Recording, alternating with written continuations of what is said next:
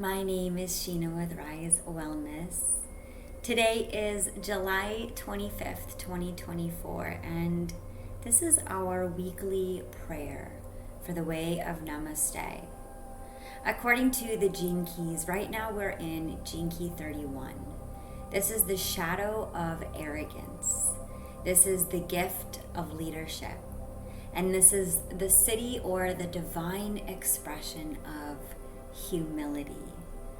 And it's been a very humbling day, such a humbling journey. And it was recently that I decided that I was going to make these prayers on the fly and just allow myself to channel through what wanted to come through. And there's still this perfectionism within me that wants to write it down or wants to try to find the right thing to say. And there's now been this sort of integration of allowing a little bit of both, allowing the aspect of my channel that's open to flow and allow the aspect of my intuitive nature to find the other versions of me that's already channeled something through. And that's what was presented with me today. And today is a very sensitive subject. And I would love to start this prayer with a deep breath. Just arriving now into this moment, maybe softening our gaze or closing down our eyes if that feels in alignment for us. And just becoming aware of our breath.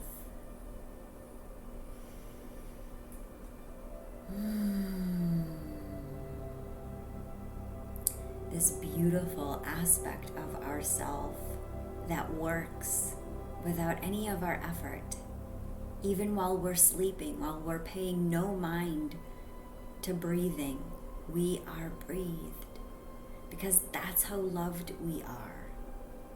And even when it feels like there are moments when we don't have the words, we are resourced. And we are sent to messengers that bring forward the words, sometimes through the actual articulation of a story, sometimes through embodiment of a frequency.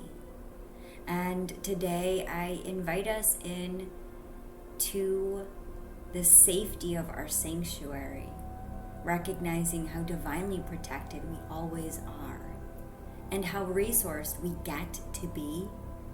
Because if this topic today during our prayer is too triggering or too activating, I invite you to turn it off. I invite you to support yourself in the way that feels the most aligned for you.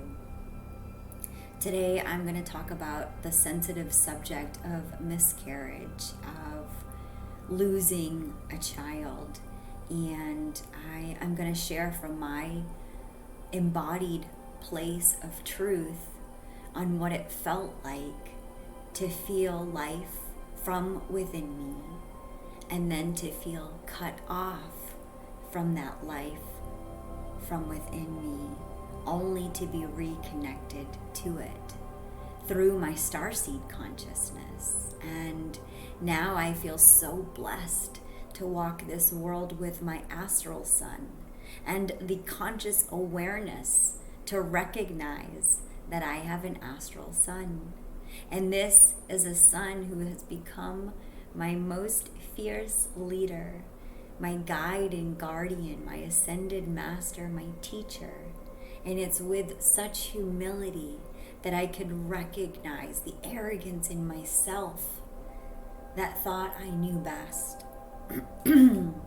Recognizing that hindsight is always 20/20, and it's often from our greatest grievances that we learn our values, we learn what's important to us.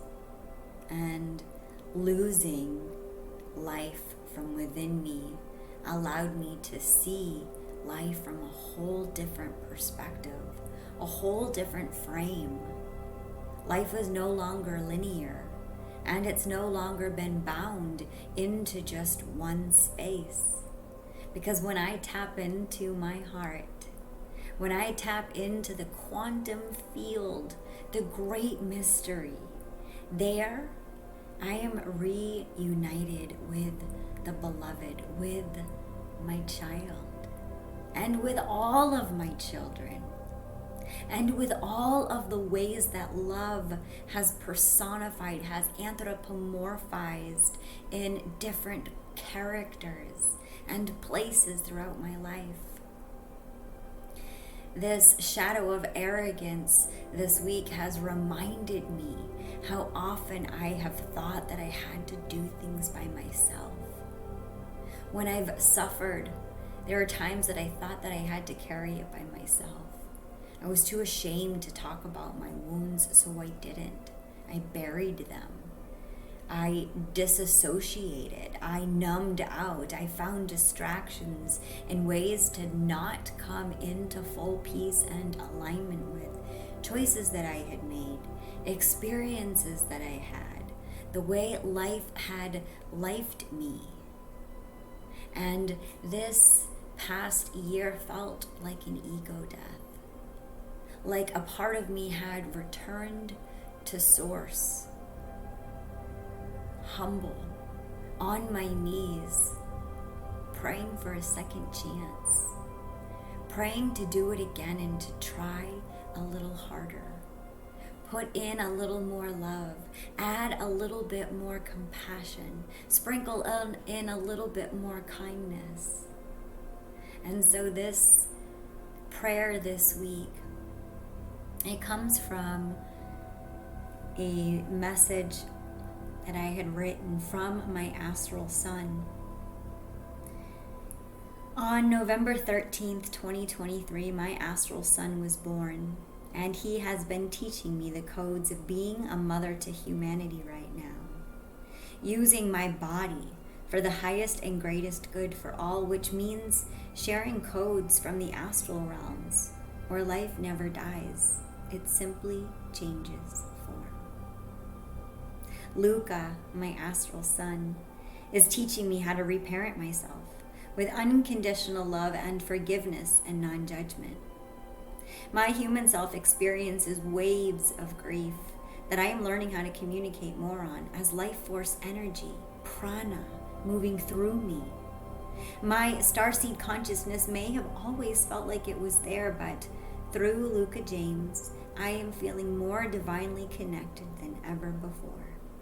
In true Hyoka spirit, I became a divine mommy through the loss of my child. He is my little starseed, and he's with us today. And I would like to just take a moment of silence to honor all of our astral sons, all of our babies, all of the creations that we have brought into this world, and all of our loved ones and creations that have lost or have never been able to be brought through full term. All of it served a purpose. And today, me stepping more into my purpose is to share myself as a highly sensitive person, as a gifted Utarian, here to share my codes as a medium, a bridge between worlds, a starseed, constantly being guided by a council of benevolent beings who I've made a sacred contract with to come together now to share medicine in all of its forms, to remind us how all of us are one. We are all the children of the goddess, and we have been swooped up by Gaia herself to embark on a collective mission to show up now and to be of service, knowing our vibration is our contribution to the collective. So yes, I honor the fuck out of my human self, who is grieving human Luca James. But Starseed Sheena is banging her drum, singing and dancing with her son, and inviting us all into the sacred dance of holding trust as the ultimate paradox. We have been walking around afraid to fully live. Some of us have been afraid of dying, and I invite you to release the fear that comes with any of it, and release the judgment. For every death is the fertile soil for which we are again reborn. As we invite in our starseed consciousness, we invite in the potential living within all of us. What is your purpose? Do you know yet? Are you springing out of bed every day to embody your purpose? Because that is where your prosperity lies. That is where your joy lies. That is the gift of enrichment. And that joy gets to emanate out of you as your service to humanity. This is leadership. And this is our mission now. To channel through that Heyoka spirit, that sacred clown, that trickster, that shapeshifter, the one who feels all of it and adjusts to be the medicine of the moment. One door may have seemingly closed, but so many have opened. And right now, I get to sit in the embodiment of sovereignty now. What a privilege. What a double-edged sword. I chose my life. I chose my body. I chose to cultivate a unique relationship with parenting that suited me better for this moment in time. And I get to be supported for that choice because I've cultivated peace from within me. This was all part of a divine plan that I signed on to, that's still revealing itself in every single moment. But in this one, it feels really good to share myself as a student of life and also a teacher, celebrating a birth while grieving a death. Here to share my codes of the gene keys as so much more than a book that I've read, but a series of initiations and transmissions that I've experienced. A body of truth that I co-created that teaches us the spiritual laws of the universe. I wrote with you, and now I'm back around to remind us all to awaken through our living embodiment of who we be as a reflection of one another, a divine expression of the collective voice, here to return us to where we all once came from: paradise, peace. As we go into the rest of our days, may we recognize the power of our humility. Because leadership right now does not mean barking orders. It does not mean power over. It does not mean hierarchical ways of being that suppresses. Leadership actually means humility. It actually means recognizing the divinity of our collective spirit and sharing our voices on behalf of the whole for the highest and greatest good. And sometimes we have to make sacrifices. Sometimes we have to make really hard choices. Sometimes we have to make impossible decisions. And sometimes we never receive any validation whether we made the right choice. And yet we have to trust that we did. Because the gene keys, because awakening, enlightenment, the Siddhic frequency is about returning to our own body of truth. And that's going to look and feel different for every single person. And not one of it is more right than the other. Not one of it is more well studied or more practiced or well rehearsed than the other. We all come in with exactly the right amount of information that we need to know at any given point. And then we are asked to sacrifice. Then we are forced to release, to surrender, to fall into the great mystery and to become one with all of life, to shapeshift into every single moment. Sometimes being like water, other times like fire. Sometimes being like earth, and other times like air. in any way that we can get a message across of what authenticity is. This is how we get to reflect the divine.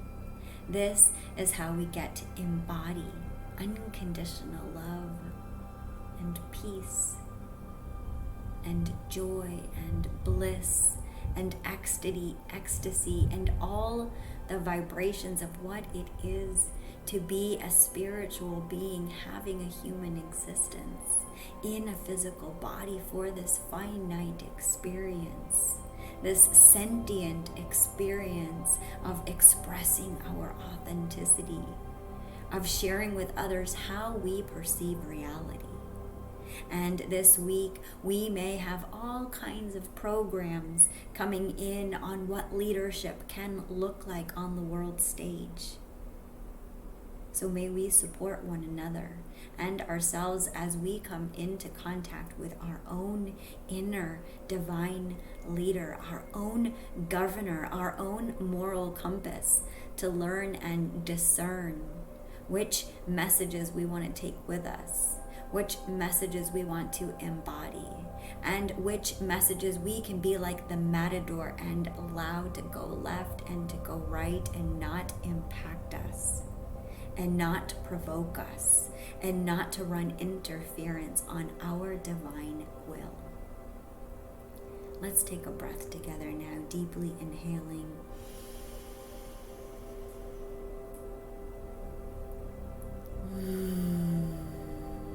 And releasing, maybe with a smile, maybe in a moment of gratitude that you get to be your own leader. You get to show up and you get to create the reality that is exactly perfect for you. I'm sending you so much love and light this week. You know, as I'm talking about my astral son, Luca, last universal common ancestor, also means bringer of light. And as I have been doing this reading, the lights have been on and off and on and off, flickering with us. And I just invite us into that moment of recognizing how divinely protected we all are through these little airwaves, through the electrical impulses of light that are constantly flashing before us, that we are translating into language. May we learn to see the language of light with so much love and peace and care. Namaste.